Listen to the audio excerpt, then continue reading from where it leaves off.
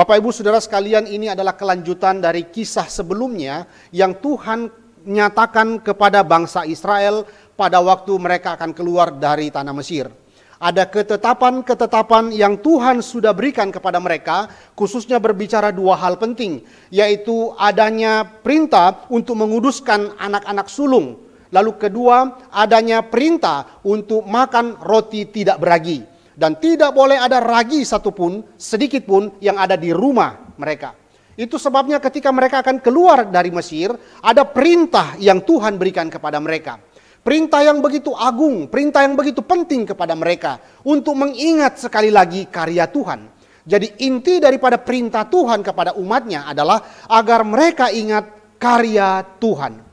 Nah, kita lihat di dalam bagian berikutnya, ayat 8, 9, dan 10, itu kemudian memberikan kita satu fakta kebenaran kepada bangsa Israel yang baru saja mendapatkan identitas yang baru sebagai umat Tuhan. Ketika mereka keluar dari Mesir, mereka kemudian diberikan satu identitas yang baru sebagai umat milik Tuhan atau umat kesayangan Tuhan. Yang memang sebelumnya sudah dikatakan Allah kepada Abraham bahwa umat Tuhan, Israel nanti keturunan Abraham itu disebut sebagai umat kesayangan Tuhan.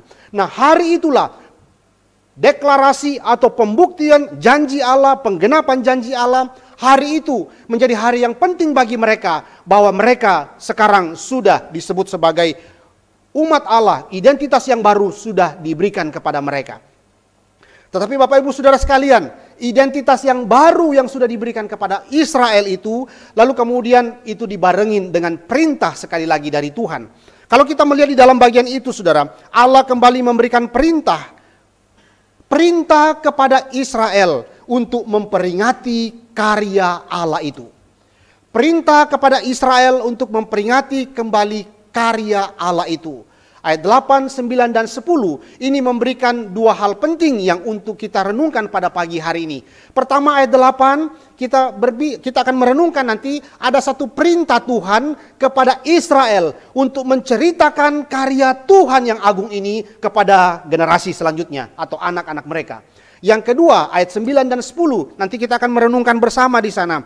Ada satu perintah mereka untuk menaruh seluruh peringatan itu di tangan mereka, di dahi mereka.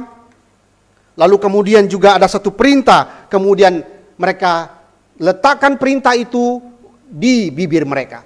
Saudara-saudara, ini menjadi satu hal yang menarik untuk kita pikirkan. Apa maksud daripada Tuhan memberikan mereka perintah seperti ini?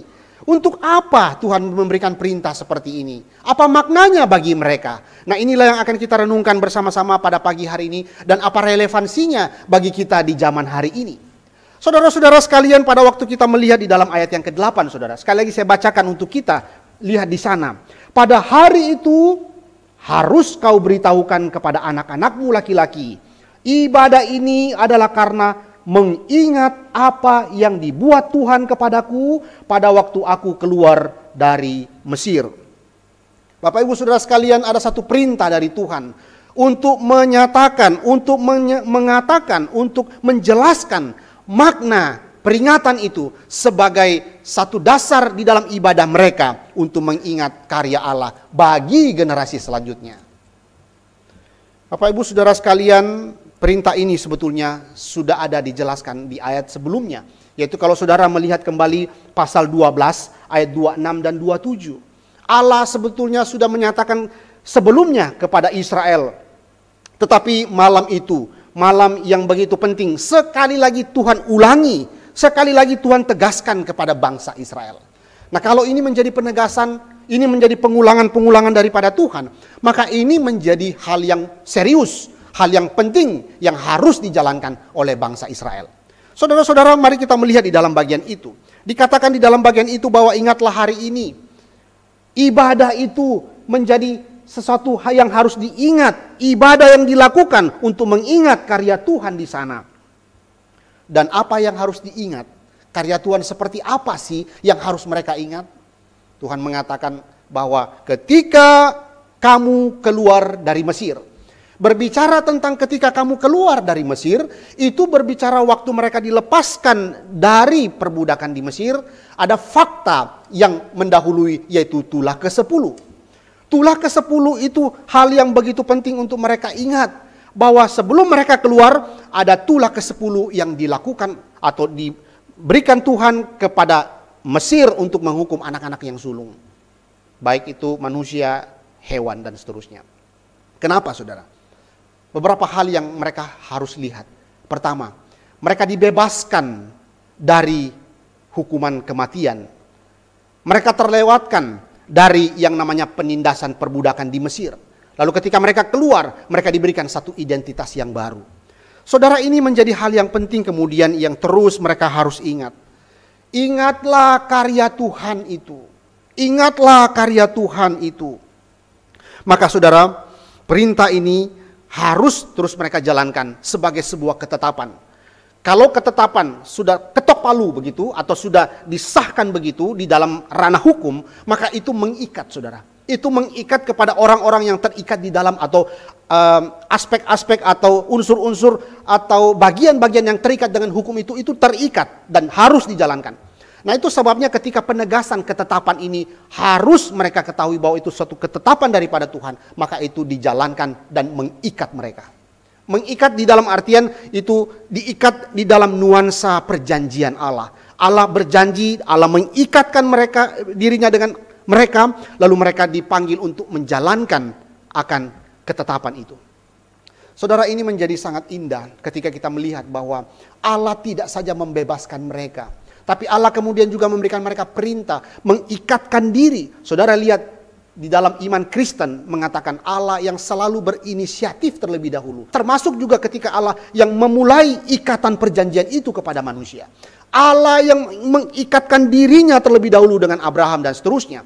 Dan di sini kita melihat waktu Tuhan memberikan mereka perintah, Tuhan sudah mengikatkan mereka dengan satu perjanjian, ketetapan yang harus mereka jalankan. Saudara-saudara, maka bagian ini kemudian kita lanjutkan di dalam perenungan selanjutnya, saudara. Ketika ketetapan anak sulung harus dikuduskan, ketetapan mereka tidak boleh makan roti yang beragi, atau mereka harus makan roti yang tidak beragi. Panggilan hidup kudus ketika mereka keluar dari Mesir dan seterusnya.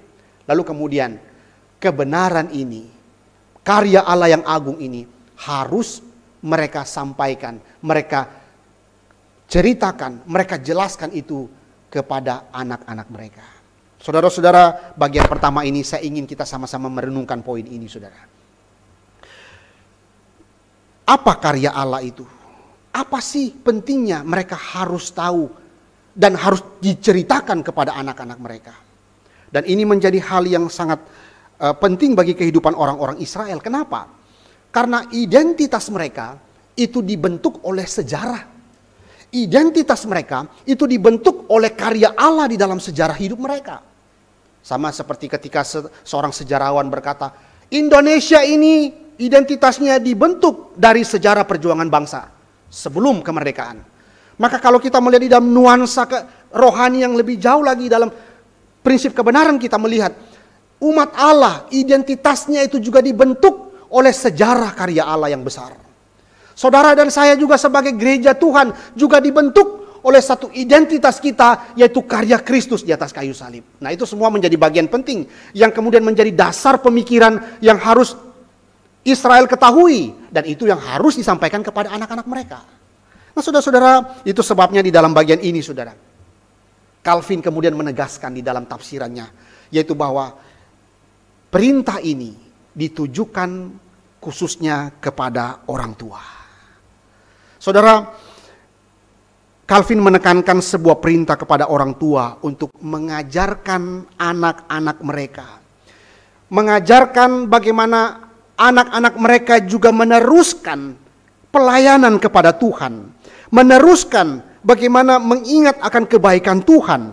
Meneruskan hal-hal yang begitu sangat indah dari Tuhan kepada anak-anak cucu mereka. Karena orang tua itu dipanggil untuk kemudian menjalankan akan satu panggilan yang agung dari Tuhan ini, untuk membawa anak-anak mereka mengerti siapa Allah mereka.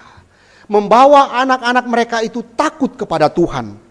Dan disitulah ditegaskan sekali lagi bahwa mereka dibangun oleh sebuah sejarah karya Allah, agar kemudian mereka hidup di dalam satu ucapan syukur kepada Allah.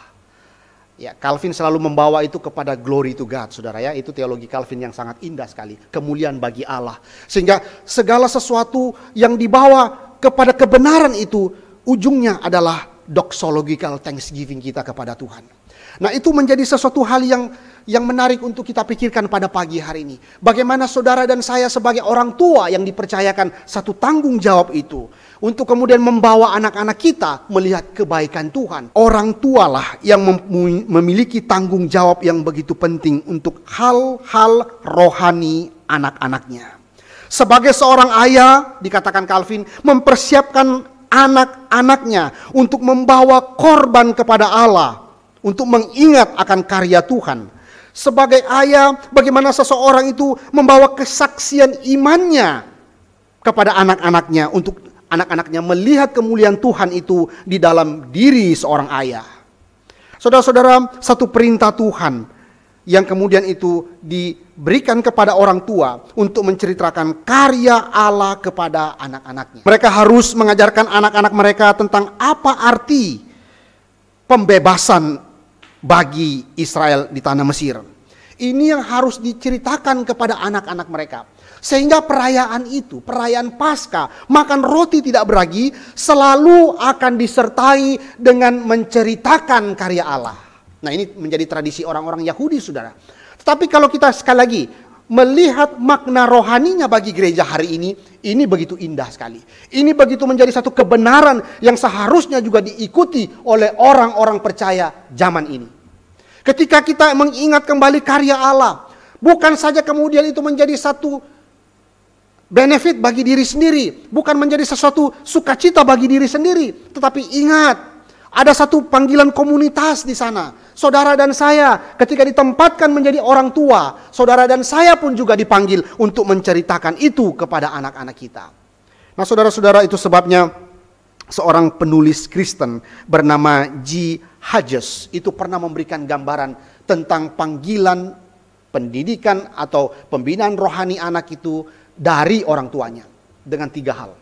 Melalui rujukan ayat ini, dia mengatakan bahwa ayat ini menjelaskan 3 hal penting. Pertama, bahwa ini adalah kewajiban utama orang tua untuk mengajarkan firman Tuhan itu kepada anak-anak. Yang kedua, saudara, ini menjadi satu perintah yang menjadi perintah kelanjutan dari perintah-perintah Allah sebelumnya untuk mengingat karya Allah. Dan yang ketiga, menurut dia di dalam tulisannya, dia mengatakan ada alasan yang begitu agung dari Tuhan.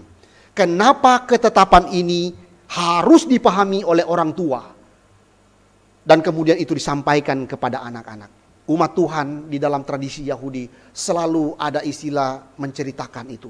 Tradisi Yahudi, tradisi menceritakan Taurat kepada anak-anak mereka.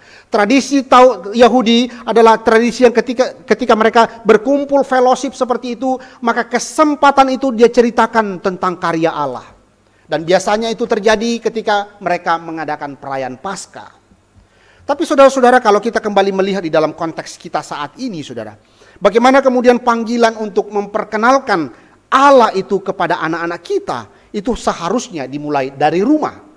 Dan disitulah kita melihat anak-anak bagaimana sejak dini boleh mengenal siapakah Tuhan dan Juru Selamatnya. Selain merayakan, umat Allah juga dipanggil untuk menjelaskan. Selain merayakan, ada sukacita di sana, juga dipanggil untuk menceritakan kenapa mereka bersukacita.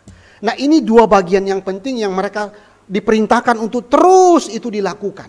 Sebagai satu tanda, nanti kita melihat bagian kedua, itu sebagai satu tanda untuk mengingat kembali karya Allah.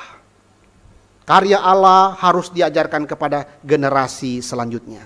Bahwa identitas kita itu dibentuk oleh karya Allah sebelum kita kemudian menjalankan panggilan kita. Ada satu intervensi Allah terlebih dahulu. Ada sesuatu karya Allah terlebih dahulu dalam hidup kita sebelum kita dipanggil untuk kemudian menjadi berkat bagi orang lain.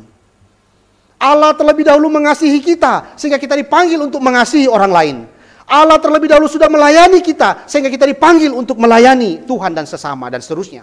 Nah, ini satu pola yang terus menjadi pola yang utama di dalam kehidupan orang-orang Kristen. Ingat berarti karena ada sesuatu bahaya, yaitu lupa, saudara. Nah, itu sebabnya kita tidak bisa pungkiri hari ini. Kalau dulu saja mereka itu terus dipanggil untuk mengingat. Kalau saudara lihat kisah bangsa Israel, baru saja kemudian mereka keluar dari Mesir.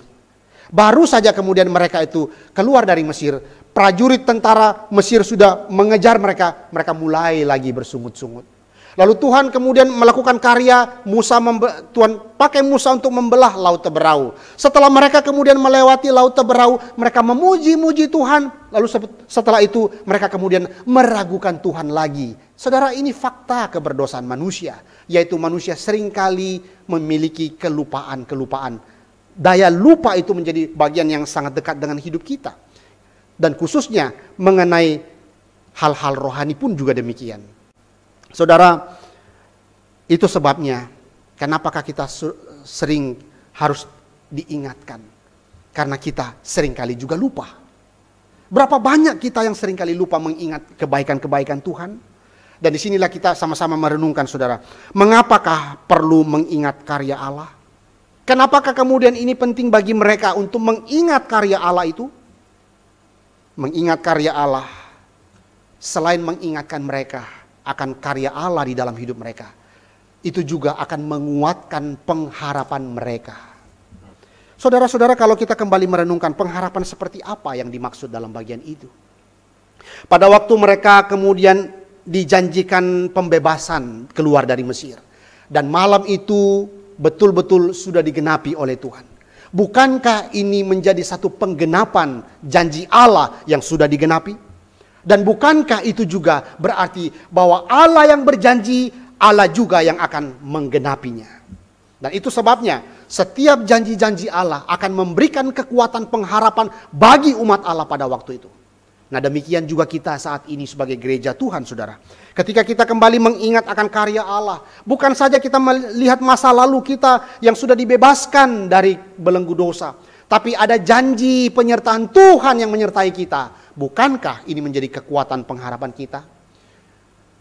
Bukankah menjadi satu ketegasan di dalam iman kita sekali lagi ketika kita melihat bahwa Kristus tidak saja mati, tapi juga sudah bangkit. Nah, itu kata Paulus di dalam suratnya mengatakan bahwa kalau Kristus tidak dibangkitkan, maka sia-sialah iman kita. Kalau Kristus tidak dibangkitkan, maka sia-sialah pemberitaan Injil ini. Tapi buktinya Kristus bangkit, itu berarti iman kita tidak sia-sia. Iman kita dibentuk dari janji-janji Tuhan yang digenapkan oleh Tuhan sendiri. Iman kita dibentuk oleh satu pengharapan yang pasti di dalam Kristus. Nah, itu sebabnya di dalam bagian ini kita terus diingatkan akan bagian-bagian itu. Kalau kita sebagai orang tua, kalau kita sebagai generasi yang mengerti akan hal-hal seperti ini, maka di dalam anugerah Tuhan pun kita juga dipanggil oleh Tuhan untuk menceritakan karya Allah ini kepada anak-anak kita. Saudara-saudara sekalian, lihatlah sejarah. Betapa generasi berikutnya yang tidak lagi mengingat karya Tuhan akan mengalami kehancuran dan meninggalkan imannya. Lihatlah beberapa sejarah-sejarah yang akhirnya dulunya percaya kepada Tuhan, akhirnya meninggalkan Tuhan karena mereka tidak lagi mengingat akan karya Allah. Mereka tidak lagi melihat kebesaran Tuhan dan melihat keunikan, keindahan, keutamaan iman mereka kepada Kristus. Kalau saudara masih ingat cerita di dalam perjanjian lama dan perjanjian baru, ini menjadi satu ketegasan yang saya pikir perlu untuk kita bicarakan kembali. Saudara-saudara, kita tahu bersama ketika Yosua sudah masuk ke tanah Kanaan bersama dengan Israel. Lalu kemudian setelah itu Israel kemudian mulai berkompromi dengan Baal, mulai berkompromi dengan dewa-dewa di Kanaan. Lalu kemudian Yosua menegaskan sekali lagi, sebelum dia meninggal, dia mengatakan satu kalimat yang begitu penting dari Yosua pasal yang terakhir, ayat Yosua 24 ayat yang ke-15. Kenapa kalimat ini begitu penting itu muncul dari Yosua? Karena ada latar belakang, ada sejarah, ada kisah yang begitu memilukan yang terjadi saat itu. Yosua berkata ayat 15, tetapi jika kamu anggap tidak baik untuk beribadah kepada Tuhan, pilihlah pada hari ini kepada siapa kamu akan beribadah. Allah yang kepada nenek moyangmu beribadah di seberang sungai Efrat, atau Allah orang Amori yang negerinya kamu diami ini. Tetapi aku dan seisi rumahku, kami akan beribadah kepada Tuhan.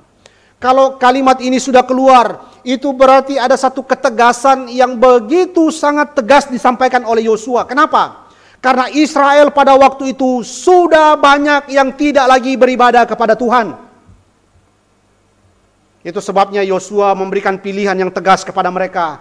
Kalau kalian masih mau menyembah berhala-berhala itu, kalau kalian masih mau menyembah daripada Allah nenek moyangmu di sungai Efrat, ya, itu merujuk kembali kepada Allah nenek moyang Abraham, ya, Abraham itu dari sana dan seterusnya. Ataukah engkau mau beribadah kepada Allah orang Amori di negeri yang kamu diami ini? Ingat bahwa banyak negara-negara di Kanaan itu yang punya berhala yang begitu kuat sekali mempengaruhi mereka. Itu sebabnya saudara, ingat, kita sebagai gereja Tuhan yang sudah mengalami karya Allah, tetapi satu fakta yang kita tidak bisa pungkiri, bahwa kita masih terikat, masih ada kekuatan yang bisa mengikat kita, yaitu masa lalu kita, yaitu budaya-budaya kita, yaitu apa yang dulu ada sama kita. Artinya budaya-budaya yang belum kenal Tuhan atau budaya-budaya yang tidak percaya kepada Kristus sebelum kita. Belum lagi kemudian ancaman daripada filsafat dunia, isma dunia ini dan seterusnya. Itu menjadi tantangan kita tersendiri zaman ini. Lalu kan Yosua mengatakan, aku tetap beribadah. Aku dan seisi rumahku, kami akan beribadah kepada Tuhan. Saudara-saudara, dan kita lihat selanjutnya. Memasuki kitab Hakim-Hakim. Kita lihat Israel betul-betul sudah meninggalkan Tuhan. Fakta kedua. Saudara ingat ketika Tuhan mengutus Nabi Yunus pergi ke Nineve. Yunus kemudian dipakai Tuhan berkhotbah dan orang-orang Nineve percaya kepada Tuhan. Tapi 100 tahun kemudian, 100 lebih tahun kemudian, kitab Nahum itu muncul. Kitab Nahum itu muncul menegaskan satu hal, yaitu tentang penghukuman orang-orang di Nineve. Kenapa Tuhan hukum? Bukankah 100 tahun sebelumnya banyak orang-orang sudah percaya kepada Tuhan melalui pelayanan Yunus? Karena di zaman kitab Nahum, orang-orang sudah tidak lagi percaya kepada Tuhan.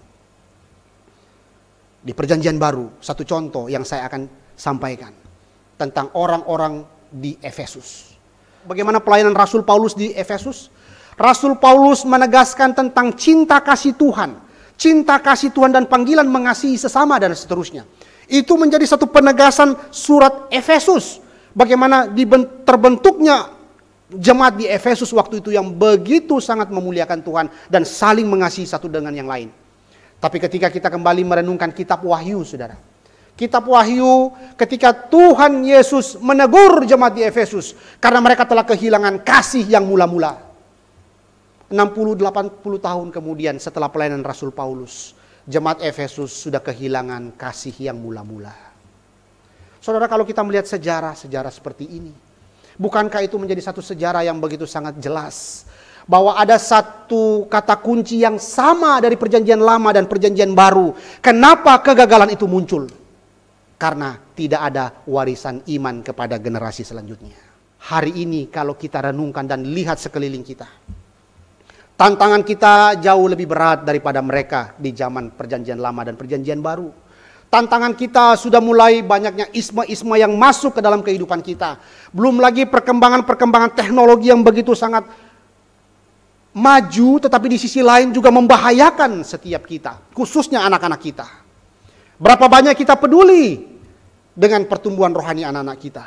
Berapa banyak kita sendiri juga diperlengkapi dengan firman sebelum mengajarkan firman itu kepada anak-anak kita.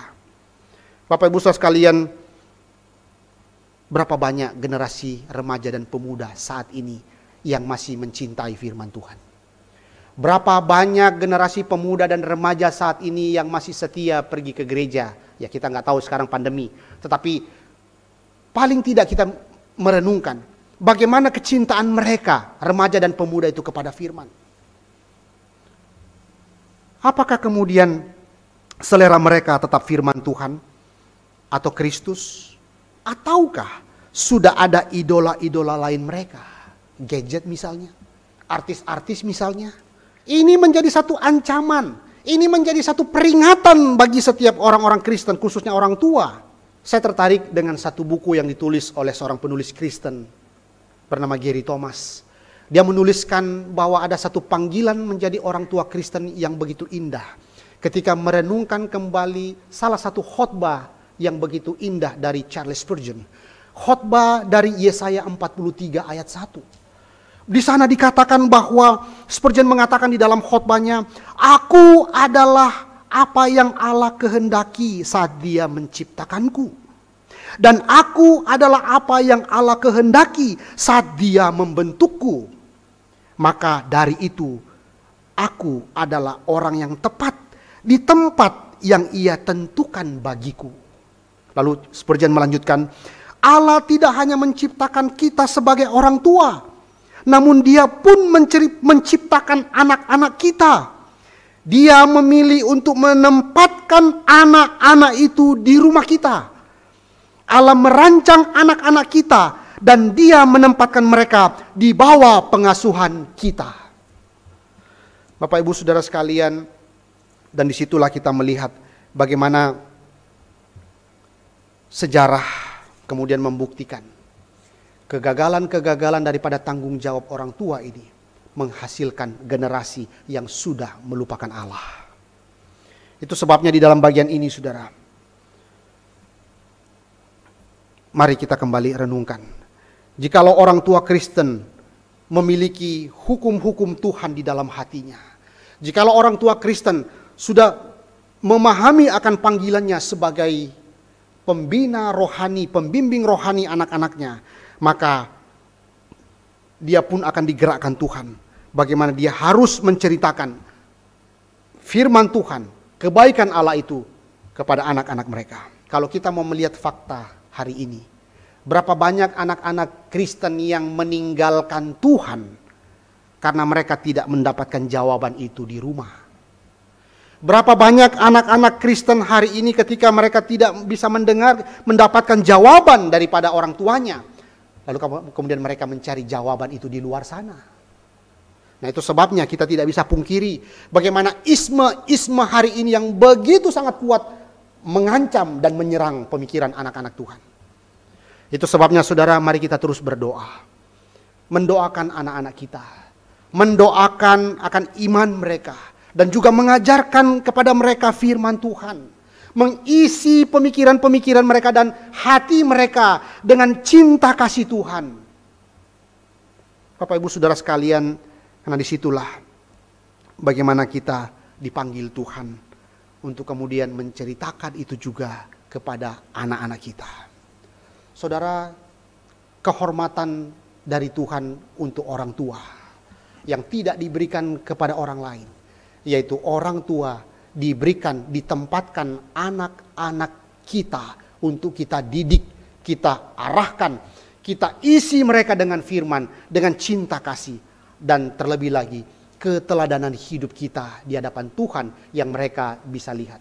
Karena dua hal yang sangat penting dalam kehidupan mereka yang mereka bisa lihat dari kita, pengajaran kita dan perbuatan kita.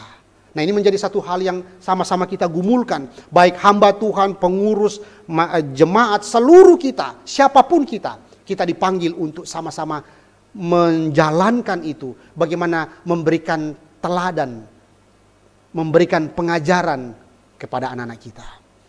Bapak Ibu, apa sih legacy kita buat anak-anak kita? Apa sih warisan kita buat anak-anak kita? Warisan iman, itulah yang paling penting. Berapa banyak orang tua Kristen hari ini yang terus hanya memikirkan bagaimana menyimpankan uang begitu banyak buat anak-anaknya. Itu tidak salah, saudara. Itu memang ada tempatnya.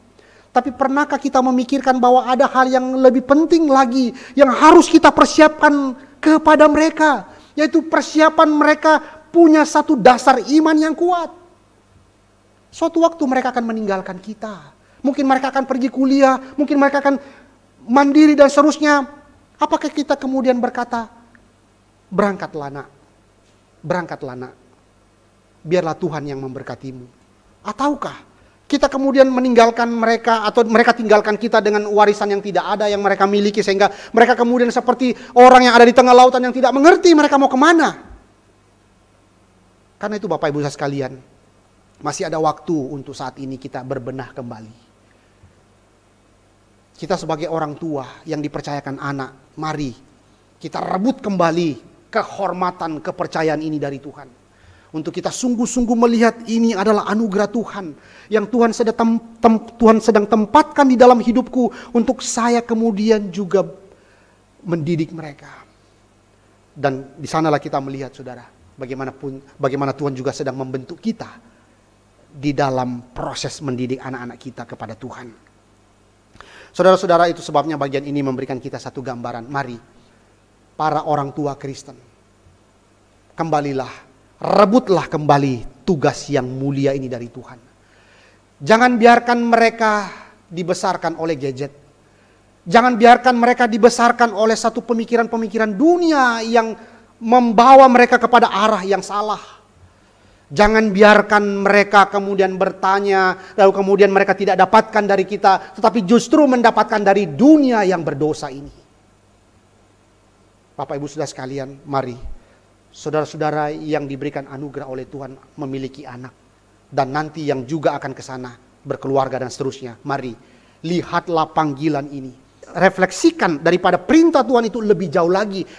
Berbicara tentang 3 bagian tubuh, saudara. Ini sebetulnya bernuansa metaforis. Ini bernuansa metafora, atau ini adalah gambaran sebetulnya. Ini gambaran yang menjelaskan bagaimana 3 bagian penting itu dipakai Tuhan untuk menjelaskan karya Allah yang besar ini. Mari kita lihat Bapak Ibu. Di dalam bagian itu dikatakan, hal ini bagimu harus menjadi tanda. Tanda, itu berarti ada satu tanda yang dicapkan pada tanganmu. Itu berarti bahwa ini menunjukkan ada sesuatu hal yang harus kita lakukan. Kita lakukan melalui tangan-tangan kita untuk berkarya, ya.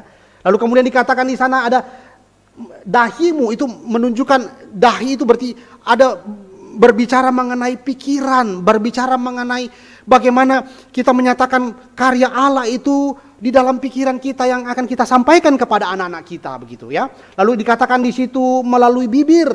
Ingat bahwa apa yang keluar itu, orang-orang pembaca mula-mula itu sangat dekat dengan apa yang keluar itu muncul dari dalam hati.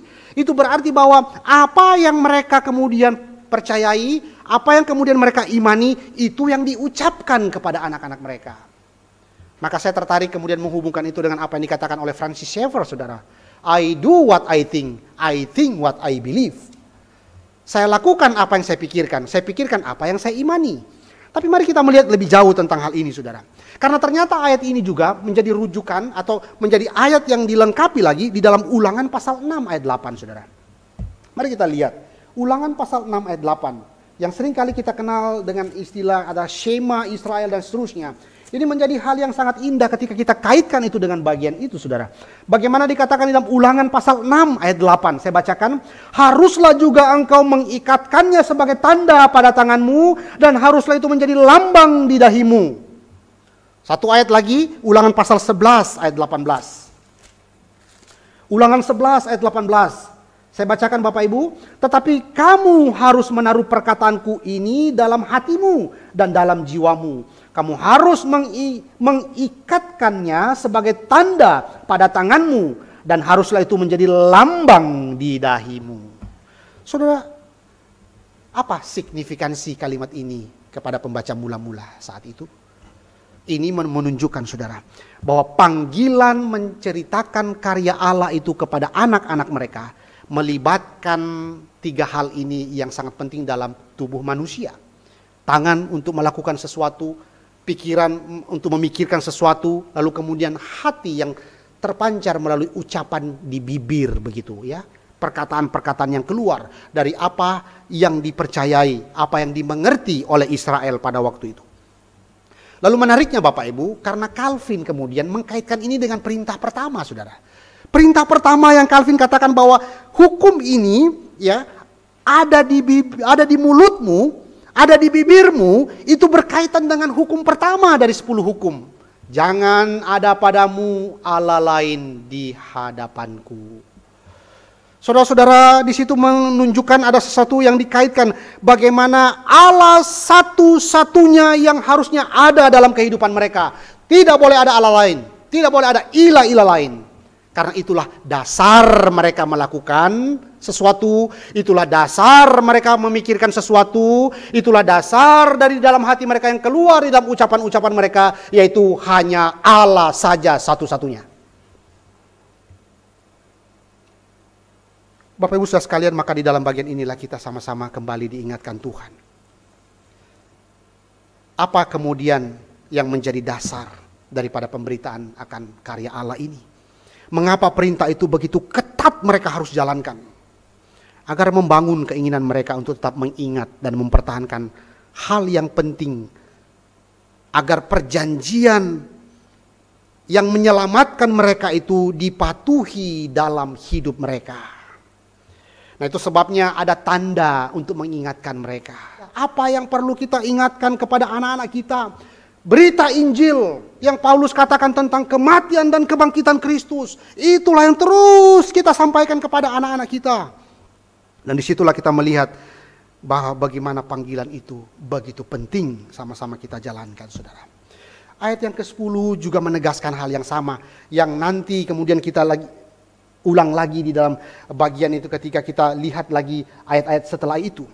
Tapi ayat yang ke-10 juga sebetulnya sudah disampaikan di dalam Keluaran pasal 12, ayat 17, ayat 24, ayat 25. Itu makna yang sama yang kita bisa pikirkan, Bapak Ibu. Menjadi tanda di tanganmu, menjadi peringatan di dahimu, mengartikan bahwa hukum-hukum Tuhan itu harus benar-benar di hati setiap orang-orang percaya. Dan itu keluar di dalam ucapan-ucapan orang-orang percaya. Saudara, maka di dalam bagian ini, ketika kita melihat bagian kedua, tangan, pikiran, hati, itu semua berbicara mengenai seluruh hidup manusia. Dan disinilah bagian kedua, saya ingin sama-sama kita merenungkan bagian ini. Bagaimana kemudian pemahaman itu mempengaruhi seluruh hidup kita. Pemahaman tentang karya itu yang melibatkan tangan, dahi, dan bibir itu, yang berbicara tentang seluruh aspek hidup manusia itu berbicara juga tentang bagaimana seharusnya itu yang dihidupi oleh umat Allah pada waktu itu. Dan bukankah ini juga menceritakan satu hal penting bagi saudara dan saya, bahwa teologi itu sangat penting. Doktrin itu sangat penting. Kenapa? Karena doktrin itulah sebetulnya yang mempengaruhi tindakan kita. Pengertian kita akan firman Tuhan itulah sebetulnya yang mempengaruhi waktu kita bekerja. Pengertian firman Tuhan itulah sebetulnya yang mempengaruhi waktu kita melayani. Itu semua akan mempengaruhi seluruh aspek hidup kita. Nah, itu sebabnya Bapak Ibu Saudara sekalian, di dalam bagian inilah termasuk juga teologi ibadah itu sangat dipengaruhi oleh teologi penebusan. Karena itu saudara, ketika kita datang beribadah di tempat ini, kita tahu bahwa ada dasar yang mendorong kita datang ke tempat ini beribadah, berbakti kepada Tuhan, yaitu ada penebusan Allah terlebih dahulu bagi kita. Dan bagian ini Bapak Ibu, bagian kedua menjelaskan sekali lagi bagi kita bahwa seluruh hidup kita itu sebetulnya didorong, didasari, dipengaruhi oleh karya Allah sebelumnya dalam hidup kita. Nah, karena itu Bapak Ibu sekalian, maka di balik inilah kita sekali lagi melihat betapa agungnya makna mengingat karya Allah itu dalam hidup kita. Betapa menjadi satu kehormatan bagi saudara dan saya ketika dipercayakan satu tugas yang mulia dari Tuhan untuk menceritakan karya Allah itu kepada anak-anak kita, mewariskan iman itu bagi anak-anak kita di dalam anugerah Tuhan. Biarlah anak-anak kita juga kemudian nanti bertumbuh di dalam iman yang benar, dan kemudian mereka juga selanjutnya akan menceritakan itu kepada anak-anak mereka. Karena itu Bapak Ibu saya sekalian, biarlah saudara dan saya pada siang hari ini kembali mengingat firman Tuhan, karya Allah yang besar itu seharusnya mempengaruhi seluruh hidup kita. Mari saudara, mintalah anugerah Tuhan. Biarlah ingatan karya Allah yang agung itu dalam hidup kita.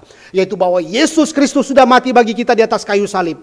Itulah sebetulnya yang mempengaruhi seluruh hidup kita. Hingga waktunya nanti kita berjumpa muka dengan Sang Juru Selamat kita.